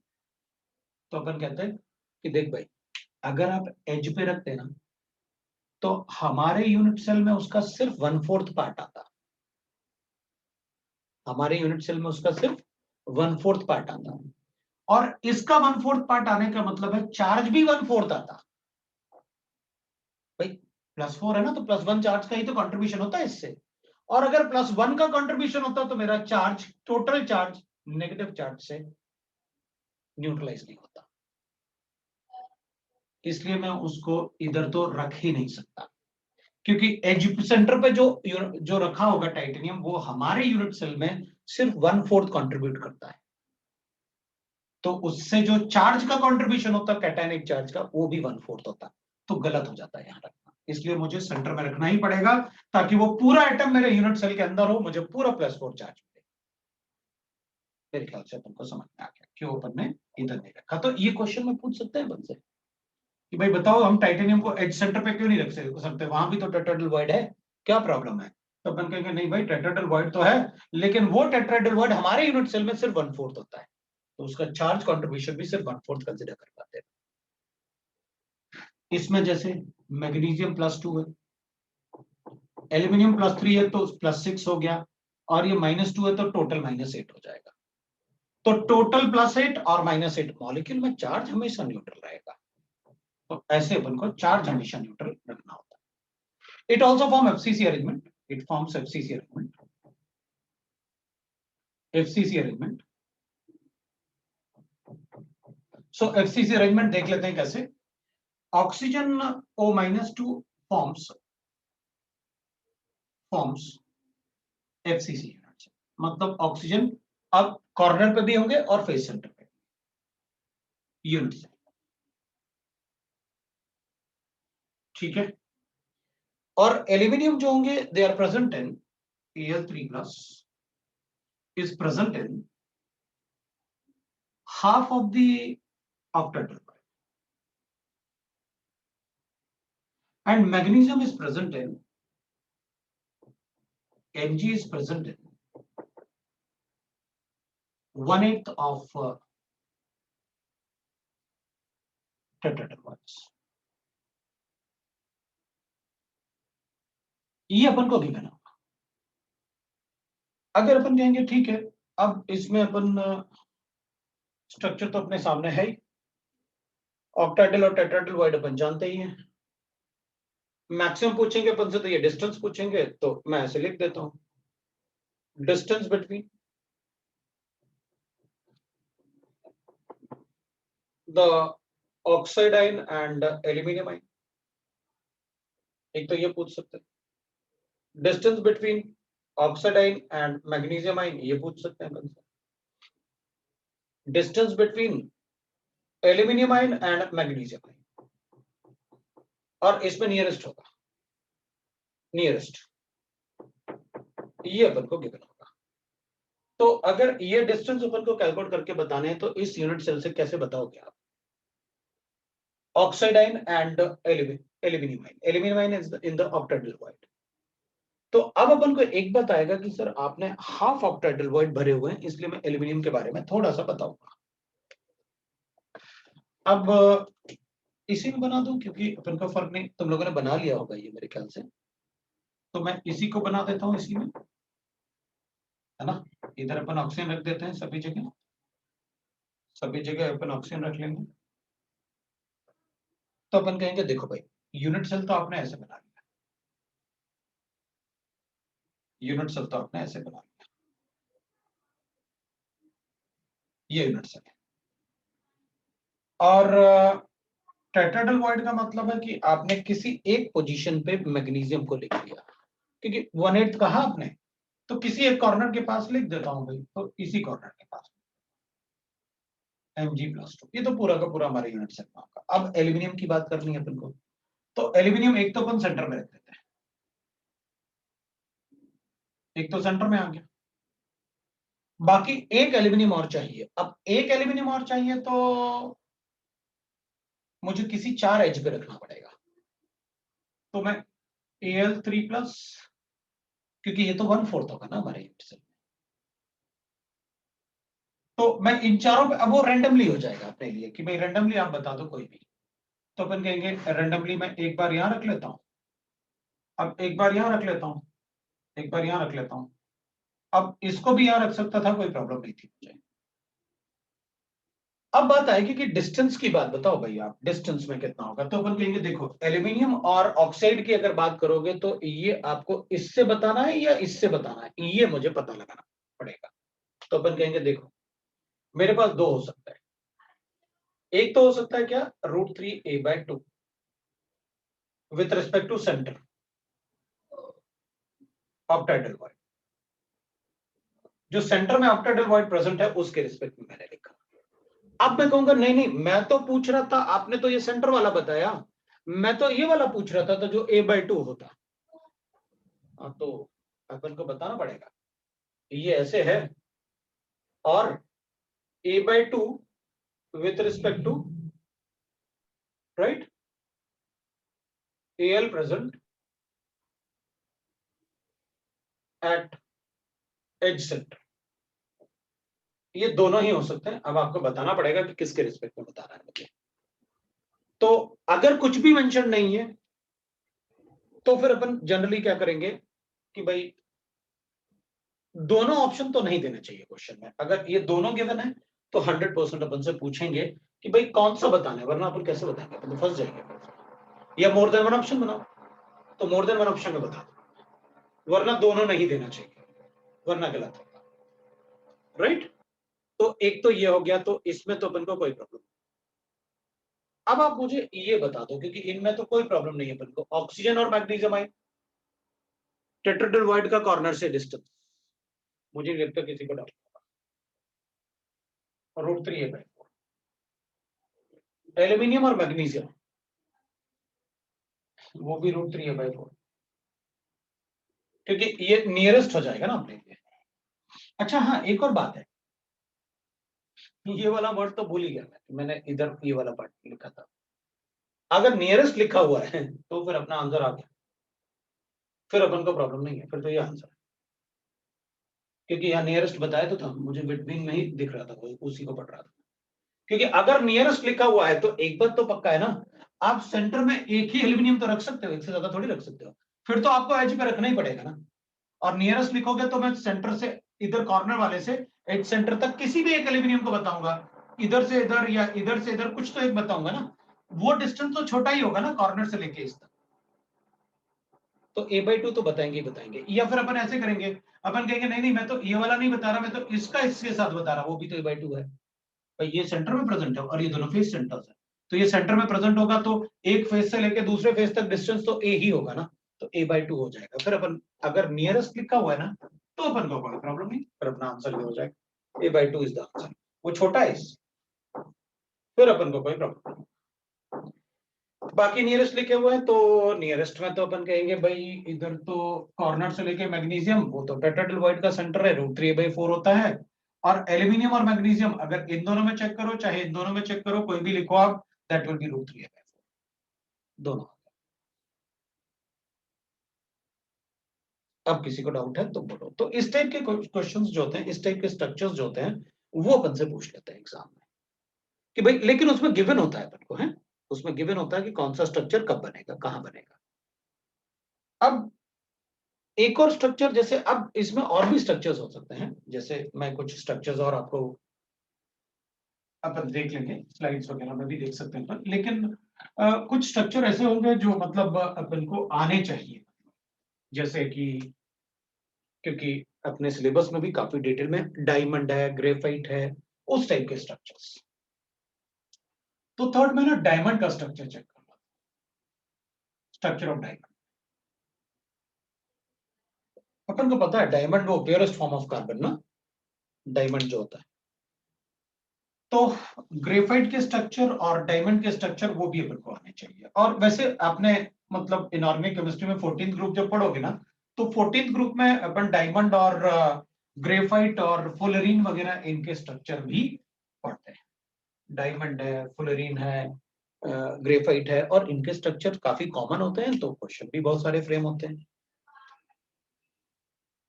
पता it has zinc blende type structure,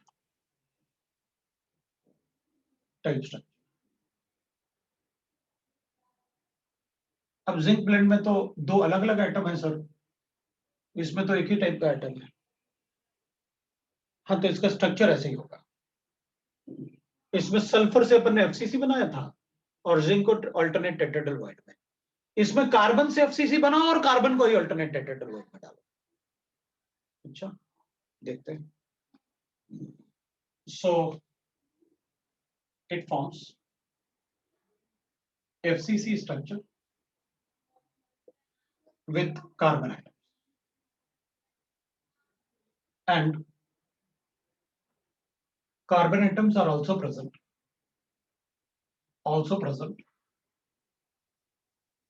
in alternate tetraederoids.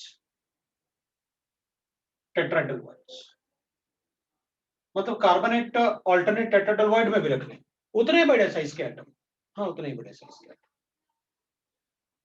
अच्छा, तो एक बात तो मैं बोल ही सकता हूं कि 50% of tetrahedral voids are empty. Tetrahedral voids are empty. अच्छा, तो फिर मैं एक बात और बोल सकता हूं कि 50% बॉन्ड कम बने होंगे। भाई डायमंड में अगर 50% टेट्राडेल्वाइड एम्प्टी है तो इसका मतलब 50% बॉन्ड कम होते होंगे। हाँ बिल्कुल, तभी जब अपन डायमंड और ग्रेफाइट को बर्न करते हैं ना, कंबशन करते हैं ना, तो डायमंड को बर्न करना ज्यादा इजी होता है ग्रेफाइट के कंपैरिजन। ग्रेफाइट के सारे बॉन्ड हमें ब्रेक करने होते हैं, उसमें कोई जगह खाली नहीं होती, कोई बॉन्ड खाली नहीं होते, डायमंड में होते हैं। इसलिए अगर अपन थर्मल स्टेबिलिटी पढ़ते हैं ना जब, तो अपन कहते हैं thermal stability of graphite is more than thermal stability of diamond. मतलब अगर मैं डायमंड को ग्रेफाइट में कन्वर्ट करूंगा तो इट इज एक्सोथर्मिक फिनोमेना, और अगर ग्रेफाइट को डायमंड में कन्वर्ट करूंगा तो ग्रेफाइट की थर्मोडायनामिक स्टेबिलिटी ज्यादा होगी, तो मुझे हीट देनी पड़ेगी डायमंड में कन्वर्ट करने के। अच्छा, पहले स्ट्रक्चर की बात करते हैं अपन। देखो मेरे पास एक यूनिट सेल है, तो एक एफसीसी यूनिट सेल बनाते हैं अपन, और अगर अपन एक एफसीसी यूनिट सेल बनाएंगे तो it will be like this. ये अपने पास एक एफसीसी यूनिट सेल, ये अपने पास एक एफसीसी यूनिट सेल। अब इसमें प्रॉब्लम ये है कि इसमें कार्बन अपन को रखना है एट द कॉर्नर्स, और कार्बन ही आप रखने वाले हो कहां, फेस सेंटर पे। तो carbon at the face centre, तो मैंने कार्बन को ऐसे बना देता हूं, ये कार्बन एटम्स है फेस सेंटर पे, और इनको भी ना कार्बन को अपन ऐसे बना लेते हैं ब्लैक वाले। सर हाँ बोलो। अरे देखा नहीं मैंने, मुझे लगा काफी देर से नहीं हुआ था, इसका मतलब नहीं होगा। लास्ट क्लास में तो पूरा ही क्लास निकल गया था, नहीं हुआ था, मुझे लगा नहीं होगा। चलो ये आ गया अपने पास। अब अपन फेस सेंटर पर रख देते हैं। लो भाई फेस सेंटर रख दिया। अब ये तो ठीक है, ये तो बैक साइड वाला था, ये फ्रंट साइड वाला था फेस सेंटर वाला, वो तो ठीक है, चलो मान लिया मैंने कि ये बैक साइड और फ्रंट साइड फेस सेंटर से। अब पता क्या होगा, अब बात करेंगे अपन टेट्राडेल्वाइड की कि सर एक बात बताओ, ये जो टेट्राडेल्वाइड इधर बनेगा ऐसे एक कॉर्नर के पास इससे ज्वाइन करके, तो टेट्राडेल्वाइड तो सर ऐसे बनता है, ये तीन एटम आपस में टच करते हैं, क्योंकि ये फेस सेंटर है, इसका ये नियरेस्ट फेस होता है, और कॉर्नर वाले को दोनों टच करते हैं, क्योंकि ईच फेस सेंटर एटम अपने कॉर्नर वाले एटम को टच करता है। तो ये तीन एटम से मैंने ऐसे बना लिया एक फेस, मतलब ऐसे ना तीन एटम से इधर से बनाऊंगा, तो फिर मुझे टेट्राडेल उससे बनाना पड़ेगा। एक मिनट रुकना, अपन उस कॉर्नर से पढ़ रहे है ना, उस कॉर्नर से बनाते हैं। तो उस कॉर्नर से बनाऊंगा तो मैं किस किस से बनाऊंगा वो देखता हूँ। इस कॉर्नर से बढ़ेंगे तो ये फेस सेंटर इसको टच करेगा, ये फेस सेंटर इसको टच करेगा, क्योंकि इसका ये नियरेस्ट फेस है, इसका भी ये नियरेस्ट फेस है। अपोजिट फेस सेंटर एटम आपस में टच नहीं कर सकते, लेकिन कोई भी फेस सेंटर एटम अपने नियरेस्ट फेस सेंटर एटम को टच कर सकता है, वो बना देता है। तो अपन क्या करेंगे, एक अपन ऐसे बना लेंगे टेट्राहेड्रन, इसके साथ एक टेट्राहेड्रन बन गया अपने पास, ये टेट्राहेड्रन। तो ये तीन एटम आपस में टच करते हैं, तो अपन ने तीन एटम ऐसे लिख लिया। ये तीन एटम आपस में टच करते हैं, अपन ने लिख लिया कि भाई ये तीन एटम आपस में टच करता है। एक एटम ये हो गया, एक एटम ये हो गया, और एक एटम हो गया। ये तीन एटम आपस में टच करते हैं, और ये कॉर्नर वाला एटम जो होता है ना, वो इनके ऊपर ऐसे रखा हुआ। तो अपन कहेंगे ठीक है, मान लिया, कोई बात नहीं, लेकिन एक बात बताओ, इससे जो वॉइड बनेगा, उस वॉइड में तो मैं छोटा एटम इतना ही रख सकता हूँ, ये आता है उसमें, और आप तो उसमें उतना ही बड़े साइज का एटम रखने की बात कर रहे हैं। वो कैसे पॉसिबल है? तो अपन कहेंगे कि भाई ठीक है, कोई बात नहीं, अपन मतलब उसको रख के देखते हैं कि किस टाइप से डायमंड का स्ट्रक्चर बनता होगा, वो देखते हैं। अपन कहेंगे सर अगर इसमें एक बड़े साइज का आइटम रखना चाहते हो ना, तो अपन कहेंगे एक काम करो आप, ये वाले आइटम को वॉइड में ही मान लो क्योंकि उतना ही बड़ा आइटम है, तो उस वॉइड में ये आइटम रखा हुआ और इसके ऊपर अपन कॉर्नर वाला आइटम रख, ये लो भाई ये रेड वाला कॉर्नर वाला आइटम। अच्छा तो आप ये कह रहे हो कि इसी को वॉइड मान लो और इसके बाहर मैं रख देता हूं क्या, कॉर्नर वाला आइटम। मतलब ये इसी को मान, अब इससे अंदर और क्या, मतलब वो ब्लैक वाले आइटम को और कहां रखूंगा मैं, फिर और प्रेस करूंगा तो वो दूर दूर हो जाएंगे। तो जो यूनिट सेल है बनाना कैसे है वो बता रहा हूं आपको कैसे बनाएंगे। अपन क्या करेंगे, ये जो वाला ब्लैक वाला आइटम है इसके बाहर एक आइटम रखते हैं और इसके बाहर एक आइटम रख दिया और इसके बाहर एक आइटम रख दिया। अपन को अल्टरनेट आइटम रखने, अल्टरनेट रखने अपन है।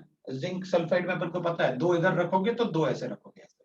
मतलब अगर एक इसके पास वाले टेट्राहेड्रल वॉइड को फिल करोगे तो एक इसके पास वाला, तो नीचे वाला इसका और इसके पास वाले टेट्राहेड्रल वॉइड को फिल करना होता है जैसे जिंक सल्फाइड में बताया था। फिर आप क्या करो, इसके बाहर रख दो एक,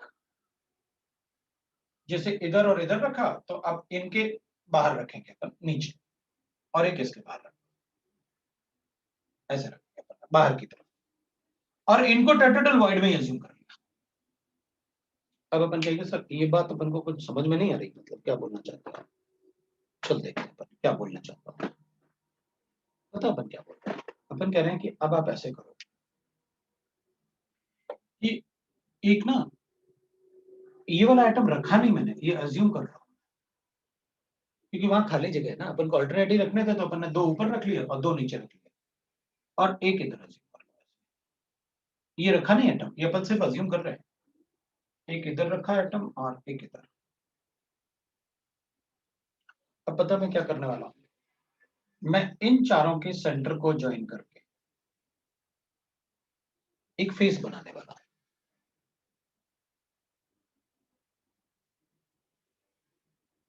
इन चारों के फेस को सेंटर को ज्वाइन करके एक फेस बनाने वाला। अब देख मैंने क्या किया, मैं इसको टेट्राहेड्रल वॉइड के सेंटर में डालना चाहता हूं। तो मैंने क्या किया, मैंने इस फेस को ना, ये जो फेस था ना पहले जो बना हुआ था, पहले इनको भूल जाए, इस फेस को मैंने क्या किया कि अगर मुझे टेट्राहेड्रल वॉइड में इतने ही बड़े साइज का आइटम डालना है तो ऑब्वियस सी बात है, अगर उतने ही बड़े साइज का आइटम डालोगे तो इनको डिस्प्लेस करना होगा ना और टेट्राहेड्रॉन बनाना होगा। ये तो टेट्राहेड्रॉन नहीं था क्योंकि इन तीनों के बीच में तो डिस्टेंस सेम था, लेकिन ऊपर जो रेड वाला रखा था उसमें डिस्टेंस सेम नहीं था इन तीनों का उससे।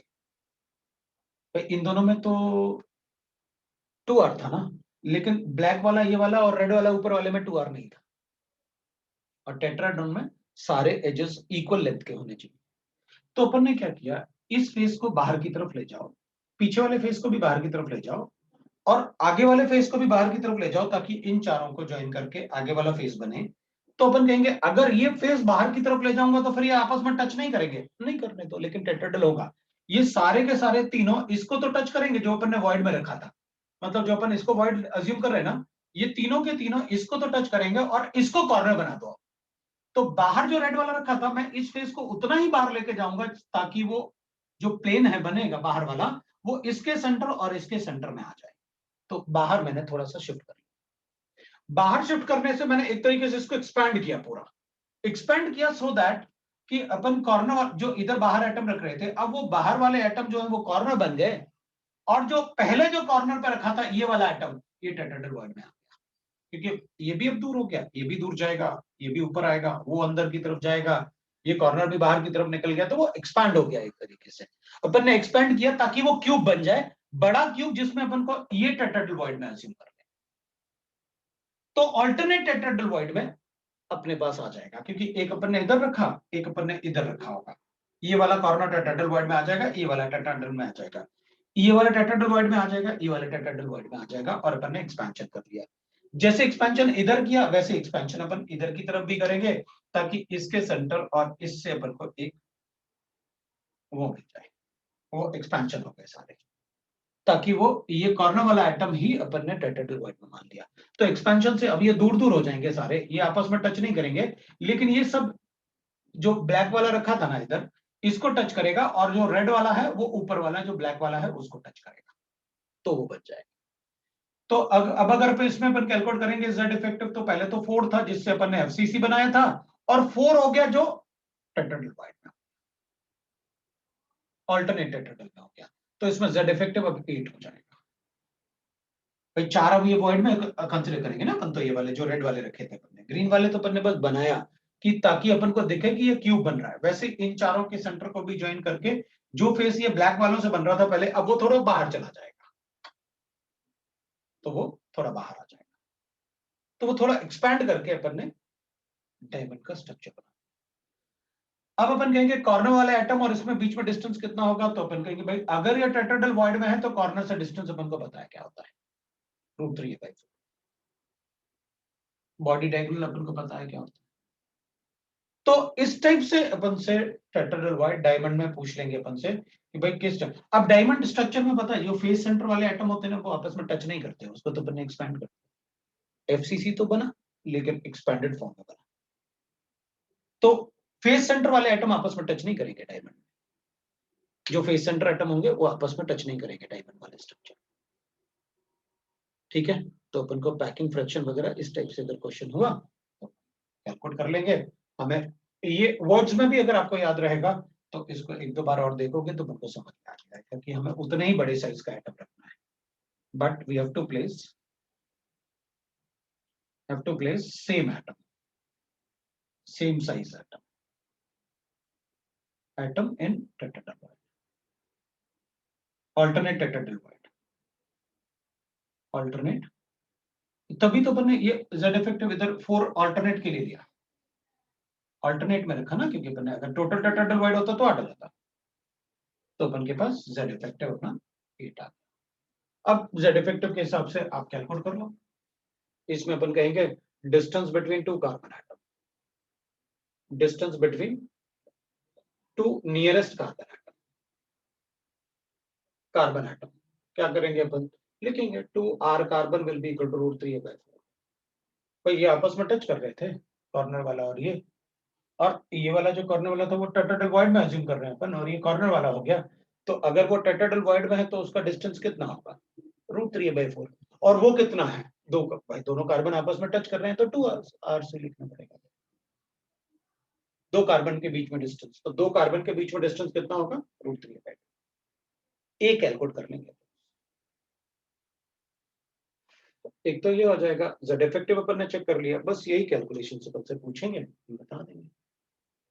अब हो सकता है अपन से डेंसिटी कैलकुलेट करवा लें, तो डेंसिटी में अपन को पता रहेगा कि 2r इक्वल टू क्या होता है, कैसे एज लेंथ कैलकुलेट करना है, तो इसलिए अपन को डायमंड स्ट्रक्चर आना चाहिए। डायमंड स्ट्रक्चर के बाद मतलब और कोई स्ट्रक्चर, जो भी स्ट्रक्चर गिवन होगा, देखो डायमंड में अपन को नहीं गिवन होगा ये सब कि कहाँ क्या प्लेस्ड है, डायमंड आपको पता होना चाहिए, क्योंकि अपन को पता है अच्छे से कि ग्रेफाइट, डायमंड, फ्लोरीन, ये सब फुलरीन वगैरह ये सब बहुत मतलब अपन ने ग्रुप 14 में पढ़े हुए हैं। तो ग्रेफाइट में क्या होता है, ग्रेफाइट में तो इस टाइप से स्ट्रक्चर होगा ना, हेक्सागोनल शीट्स। ग्रेफाइट में जो होता है वो हेक्सागोनल शीट्स होता है, ऐसे ग्रेफाइट में तो हेक्सागोनल शीट होगा और वो ऐसे होंगे स्ट्रक्चर। अपन चेक करेंगे तो graphite is not aromatic. Graphite aromatic क्यों नहीं होता, तो अपन को पता है बिकॉज उसमें वो साइक्लिक डिलोकलाइजेशन नहीं होता, so it is not aromatic but there is a conjugation, conjugation है ग्रेफाइट, राइट। तो conjugation है, डबल बॉन्ड ऑल्टरनेट है। सो ग्रेफाइट में एक प्रॉब्लम होता है कि ग्रेफाइट में क्या होता है कि भाई इसमें ना जो दूसरा लेयर होता है उनमें जो डिस्टेंस होता है दूसरे लेयर में, हेक्सागोनल तो होता है इसका स्ट्रक्चर नो डाउट, लेकिन 2 लेयर के बीच में जो डिस्टेंस होता है ना ग्रेफाइट में, ये जो डिस्टेंस है ये डिस्टेंस 3.4 एंगस्ट्रॉम यूनिट होता है, जबकि इसमें ये सारे के सारे बॉन्ड 1.4 जैसे 0 एंगस्ट्रॉम होता है। तो ग्रेफाइट में ये जो डिस्टेंस है ना 2 लेयर के बीच में वो बहुत ज्यादा है, इसलिए वो स्लिपरी होता है, और इसलिए अपन उसकी डेंसिटी कम बताते हैं डायमंड से, कि डायमंड की डेंसिटी तो अपन ज्यादा बताते हैं। लेकिन डायमंड में क्या हो रहा है, अगर इधर टेट्राहेड्रल वॉइड और इधर टेट्राहेड्रल वॉइड फिल्ड है तो इधर वाले टेट्राहेड्रल वॉइड खाली पड़े हुए हैं, उसकी वजह से उसका थर्मल स्टेबिलिटी कम हो जाता है। इसमें कोई भी बॉन्ड ऐसा नहीं होता जो खाली पड़ा होता है, कोई भी स्पेस, उस वजह से इसका डेंसिटी तो कम होता है, वो इसकी वजह से, वो स्लिपरी होने की वजह से। लेकिन इसमें सारे बॉन्डेड एटम है। तो अगर मुझे ग्रेफाइट को बर्न करना है और डायमंड को बर्न करना है, तो डायमंड में काफी सारे बॉन्ड नहीं बने होंगे कार्बन कार्बन में, वो टेट्राहेड्रल बॉन्ड में खाली पड़े होंगे। इसमें कोई ऐसा बॉन्ड नहीं होगा जो खाली पड़ा होगा, सब बने हुए होंगे। इसका मतलब है इसको बर्न करना ज्यादा मुश्किल है इससे। उसमें नंबर ऑफ बॉन्ड्स कम है ना, जिसमें नंबर ऑफ बॉन्ड कम है उसको बर्न करना ज्यादा इजी, इसको बर्न नहीं कर पाते। इसलिए थर्मल स्टेबिलिटी ग्रेफाइट की ज्यादा होती है as compare to that. That's why we say that अगर मुझे डेल्टा एच, ठीक है, जिसने थर्मो पढ़ा होगा थर्मोकेमिस्ट्री, तो जब अपन डेल्टा एच फॉर्मेशन कैलकुलेट करते हैं तो अपन कहते हैं graphite is the elemental form of carbon, not the diamond, क्योंकि इसकी स्टेबिलिटी ज्यादा होती है, इसका डेल्टा एच फॉर्मेशन 0 होता है ना, इसका डेल्टा एच फॉर्मेशन जो होता है 0 होता है फॉर ग्रेफाइट। जबकि डायमंड के लिए अगर अपन लिखेंगे फॉर डायमंड ना, दैट इज 1.98 किलो कैलोरीज, 1.9 ही लिख लो, दैट इज फॉर डायमंड। जबकि डेल्टा एच फॉर्मेशन फ्लोरीन का तो बहुत ज्यादा होता है, दैट इज 35.5, मतलब फ्लोरीन की स्टेबिलिटी तो बहुत कम है, 35.5, दैट इज फॉर फ्लोरीन। ये सब होता है। तो फ्लोरीन तो एलिमेंटल फॉर्म में कहीं नहीं रखता, वो graphite is the elemental form of carbon, क्योंकि जिसका डेल्टा एच फॉर्मेशन 0 होगा उसी को अपन एलिमेंटल फॉर्म बोलते हैं, वही उसका सबसे ज्यादा स्टेबल फॉर्म, वही अपन एलिमेंटल फॉर्म कहेंगे, वही मेनली अपन नेचर में एग्जिस्ट वैसे ही करेगा। तो जहां ग्रेफाइट तो होता, डायमंड बोलो, diamond diamond is not elemental form. नहीं, पर वो भी एग्जिस्ट करेगा ना नेचर में। करेगा ना, वो धीरे धीरे धीरे धीरे ग्रेफाइट टेम्परेचर प्रेशर को धीरे धीरे कन्वर्ट होता रहता है डायमंड में, इसलिए तो कोल माइंस में तो डायमंड मिलता है, क्योंकि वहां एक सुटेबल टेम्परेचर और प्रेशर पे धीरे धीरे धीरे धीरे वो कन्वर्ट होता रहता है। But it takes millions of years, ऐसे नहीं होता कि चलो बंद करके रख देते हैं बन जाएगा। आर्टिफिशियल डायमंड अपन बना लेते हैं, कैसे? फ्लोरीन को अपन को पता है ना किस टेम्परेचर और प्रेशर पे अपन आर्टिफिशियल डायमंड में कन्वर्ट कर सकते हैं, वो बना सकते हैं प्रेशर और टेम्परेचर पे, है ना। लेकिन प्योर डायमंड तो वो it takes many years, millions of years. So that is about the structure of graphite and diamond, ठीक है ना। चलो अपन यही रुक जाते हैं आज यही रुकते हैं, और फिर नेक्स्ट टाइम अब एक बात और रुको, अपन मतलब होमवर्क की बात करूंगा मैं,